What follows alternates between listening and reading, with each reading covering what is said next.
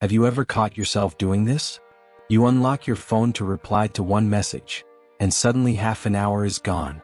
You sit down to study, but your thoughts drift everywhere except the page.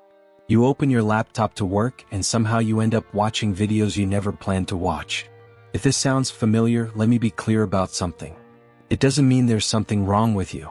It doesn't automatically mean ADHD. And it doesn't mean you're lazy. It means you're human, living in a world designed to steal attention. We live surrounded by constant stimulation, notifications, music, short videos, breaking news, endless updates. Each one pulls a small piece of your focus away. And slowly your attention leaks, like water dripping from a cracked container. What's interesting is that this scattered attention wasn't always a weakness. Thousands of years ago, it was survival. Our ancestors needed to stay alert to every sound, every movement, every possible threat. Being able to shift attention quickly kept them alive. But today, that same mental pattern has turned against us. Modern research shows just how damaging this has become. Studies from cognitive scientists reveal that after even a brief interruption, the human brain can take over 20 minutes to fully return to deep focus. Think about that. One glance at your phone, one quick distraction, and your mind doesn't truly recover for a long time. Now multiply that by how often your attention breaks in a single day. So here's the real question. What if focus could be trained? What if your mind could learn to ignore distractions instead of chasing them? What if you could enter a state of attention so deep that everything else fades away? This isn't a modern productivity trick. It's ancient. Centuries ago, in Japanese Zen traditions, there was a principle built around absolute presence. Its name is Ichigo Zanmai. At its core, Ichigo Zanmai means this: doing one thing, and only one thing, with total awareness. No multitasking. No mental noise. No divided attention. Just full immersion in the present action. This idea has been practiced in Zen monasteries for generations, not to become productive, but to master the mind itself. And today we're going to explore what it teaches us. Before we continue, let me pause for a moment. If you've been supporting this channel, watching, liking, commenting, or sharing, thank you. You're helping build something meaningful here. And I want to ask you something. What distracts you the most right now? Your phone? Social media? Your own thoughts? Let me know in the comments. Chapter 1. A student who felt left behind. When Jake realized something was wrong, he was 16. He wasn't unintelligent. He understood his classes. Math made sense. Programming interested him. But focus? That was where everything fell apart. Jake would sit at his desk, open his books, and within minutes his attention would drift. A quick check on social media. A random thought about the future. A video paused halfway so he could check a sports score. Jake had ambition, real ambition. He wanted to study at one of the most competitive universities in the world. He dreamed of becoming a software engineer. But there was a problem. His grades didn't reflect his potential. While others consistently scored high, Jake stayed in the middle. Not failing but never excelling. Enough to survive. Never enough to stand out. His friends joked about it. Big dreams for someone who can't even focus in class, they'd say. They laughed. Jake didn't. Each comment stayed with him longer than he admitted. And at home the pressure was quieter, but heavier. His parents believed in him. They knew he could do better. But belief without results only deepened his frustration. Jake understood what he needed to do. Study more. Focus harder. Take it seriously. But every time he tried, his own mind pulled him away. Instead of studying, he imagined the future. Graduation day. A successful career. Proving everyone wrong. Meanwhile, the books stayed closed. Assignments stayed unfinished. And the dream stayed far away.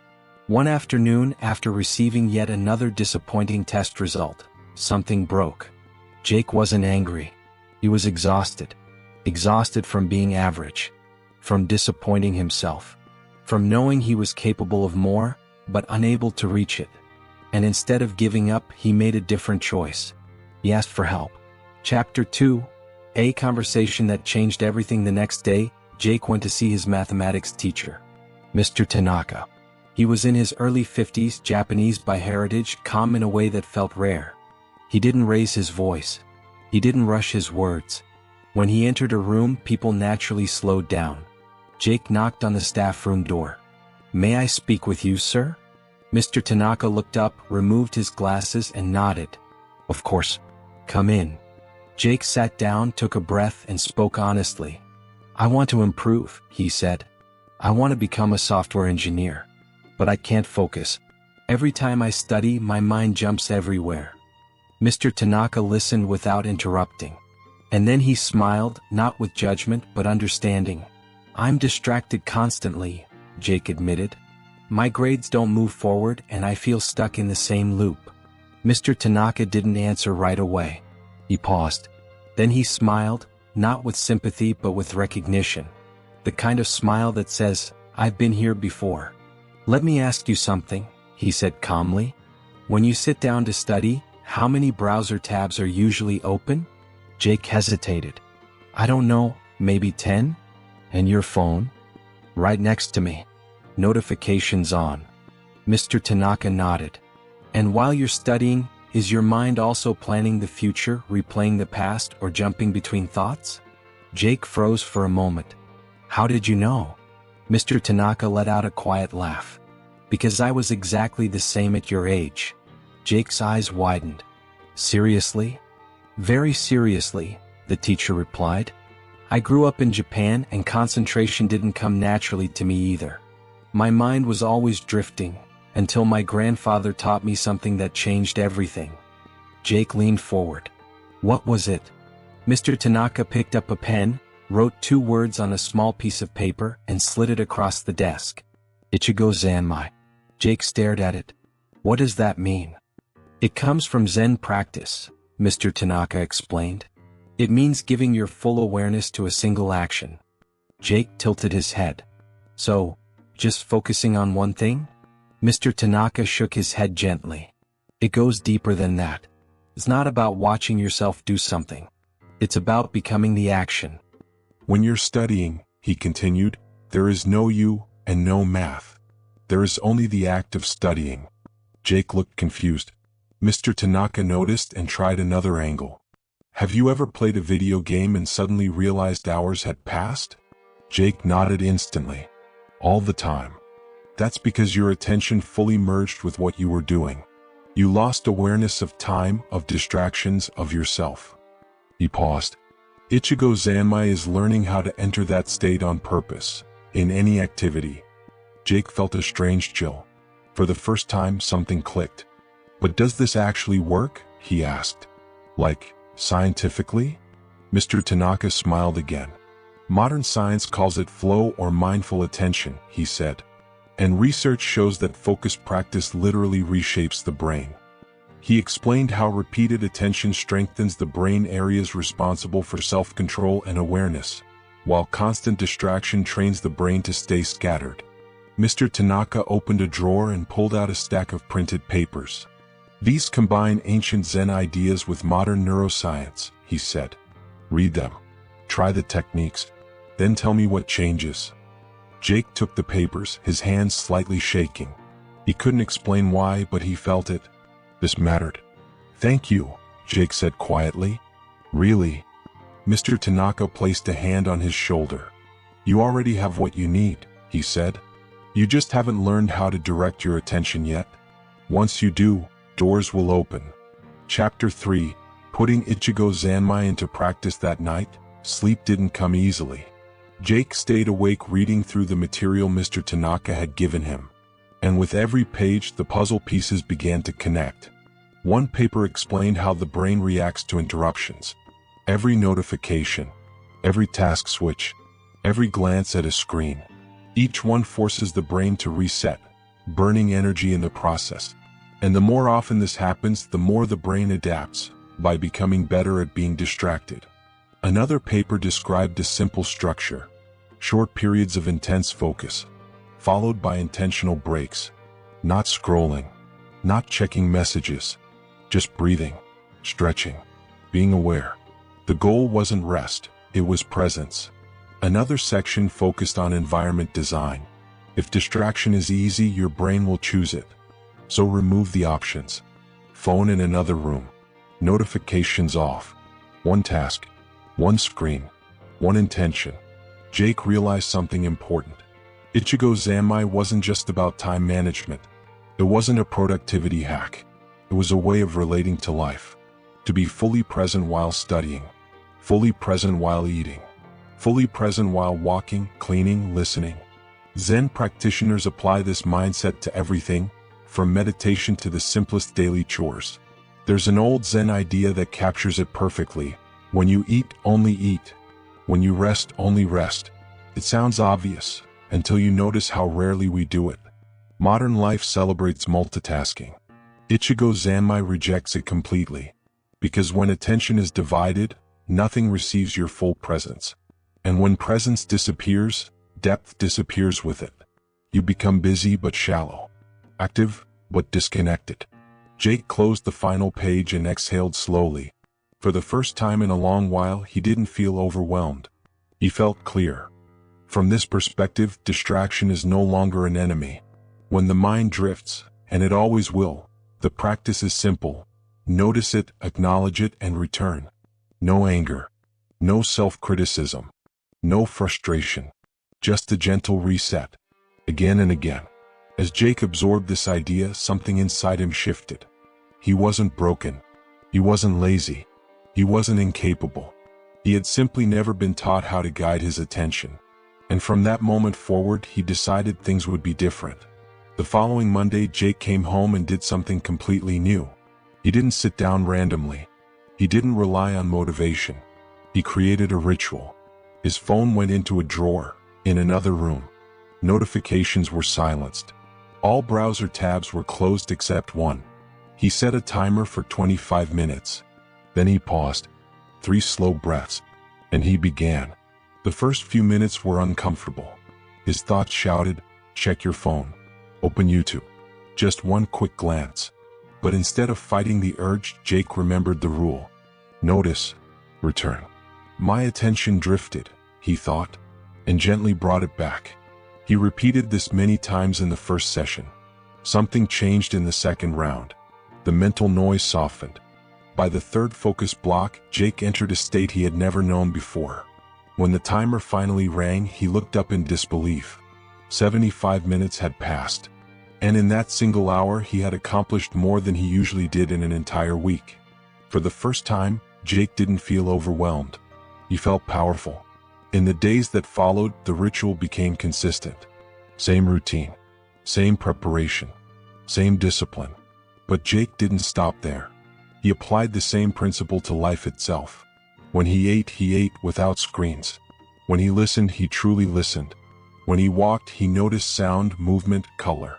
He realized something uncomfortable. He had been living on autopilot. Now he was present. People around him noticed. Man, you've changed, his friend said. You don't hang out like before. Is everything okay? Jake smiled. Everything's fine, he replied. I'm just focused on something important. They didn't understand. But for the first time, Jake wasn't just imagining his future. He was building it. Then came the next math test. Jake sat down, looked at the questions, and entered the state. There was no anxiety, no rush, only full attention. He wasn't taking the test. He was inside the process. When the papers were returned the following week, Jake froze. An A, the highest grade he had ever received. Across the room, Mr. Tanaka met his eyes and smiled. Jake understood. This wasn't luck. This was only the beginning. Chapter 4, The long ascent. The months that followed weren't easy, but they were focused. Jake practiced Ichigo Zanmai every single day. His grades steadily climbed. Top scores in physics, excellence in chemistry, strength in programming. His parents were stunned. What changed? His mother asked. Jake answered simply, I learned how to focus. But the lesson ran deeper than academics. Jake discovered that discipline isn't about forcing yourself. It's about designing systems that support you. He learned that distraction isn't the enemy. It's a signal, a sign of fatigue, or boredom, or fear. Once he understood that, he stopped resisting his mind and started working with it. When application season arrived, Jake applied to MIT. People still doubted him. You've improved, sure, they said. But MIT? That's unrealistic. Jake didn't argue. I'll give my best, he said. The rest isn't in my control. He applied the same focus to everything. Assist, entrance exams, programming projects. One task, one moment, complete presence. 6 months later, on an ordinary afternoon, an email arrived. Jake read it once, then again, then a third time. He had been accepted. He shouted so loudly his parents rushed into the room. I did it, he said. I got in. His mother cried. His father held him tightly. And Jake felt something deeper than pride. Gratitude. Not just for the opportunity, but for the lesson that changed his life. Because learning to master attention mattered more than any university. Whoever controls their attention controls their direction. Chapter 5. Beyond achievement, getting into MIT was extraordinary. But Jake quickly realized something. That was only the next level. The expectations were higher. The pressure heavier. The competition relentless. A different world. But Jake carried something others didn't. He knew how to return. To the moment. To the task. To the present. And that made all the difference. While many students around him were drowning in distraction, procrastination, and constant anxiety, Jake had something different. A system. Before every study session, he followed the same routine without exception. A clear desk. Phone out of reach. 3 slow breaths. Then full immersion. No multitasking. No mental noise. He used this approach everywhere. Coding assignments. Algorithm practice. Group discussions. And slowly people began to notice. Professors commented on it. Jake, your precision is remarkable. You don't overlook details. Jake had grasped a truth most people miss. Talent matters, but attention decides everything. During college, he wasn't the most naturally gifted student in the room, but he was the most reliable. And over time, consistency outperformed raw intelligence. Jake graduated with honors. Soon after, he secured a position as a junior software developer. At that point, many people would have slowed down. They would have thought, I've made it. Jake didn't, because he had learned something crucial. There is no finish line, only the next step. So he carried the practice into his career. Every line of code received full focus. Every meeting had his complete presence. Every project became a deep dive. No shortcuts. No half attention. The results followed. Within 2 years, he advanced to full-stack developer. 3 years later, senior engineer. Before turning 28, he was leading a team. Colleagues started asking questions. Jake, what's your secret? How are you always so steady? Jake's answer never changed. I'm not more intelligent, he said. I just learned how to remove distractions and stay present, one thing at a time. The science behind it. At this point, you might be wondering, is this just a motivational story? Or does it actually work? Let's look at the evidence. Neuroscience tells us that consistent attention training physically reshapes the brain. Research shows that regular mindfulness practice strengthens areas responsible for planning, focus, and impulse control. In simple terms, your brain becomes better at paying attention. Other studies reveal something even more interesting. When people practice sustained focus, activity in the brain's wandering network drops significantly. This is the system responsible for daydreaming, overthinking, and distraction. Less noise, more clarity. Experts in neuroplasticity explain it like this. Every time you gently return your focus, you reinforce a neural pathway. What once felt difficult slowly becomes automatic. You're not forcing change. You're building it. This is why focused work methods, like short, intentional work blocks combined with full presence, are so effective. Writers use it. Programmers rely on it. Creators swear by it. Because it trains the mind the same way exercise trains the body. But here's the real power of this practice. It's not just about productivity. It's about awareness. Think about how often you eat without tasting your food. Watch something while scrolling your phone. Speak to someone while your mind is somewhere else. That's autopilot living. Focused presence breaks that pattern. Life becomes sharper. Moments feel fuller. Experiences carry weight. You're not just getting more done. You're actually living. Studies even show that people who practice presence consistently report higher satisfaction and happiness. Not because they have more, but because they are fully present with what they already have. Jake understood this, and it changed him. Today, Jake still works at the same company. He's still a team leader. But the biggest difference isn't his title. It's who he became. He now teaches these principles to his team, and he sees the same transformation. Average performers become exceptional. Stressed workers gain clarity. Chaos turns into control. Jake isn't extraordinary. He wasn't born a genius. He didn't have advantages. He didn't have shortcuts. He learned one rare skill: how to direct his attention. And this is the truth few people talk about. Success doesn't come from having more time. It comes from using the time you already have wisely. It's not about being smarter. It's about being present. Because your life is nothing more than a collection of moments. And if you're never present in those moments, you're not living. You're only watching life pass by. If this message resonated with you, consider subscribing for future content. And remember, one task, one moment, full attention.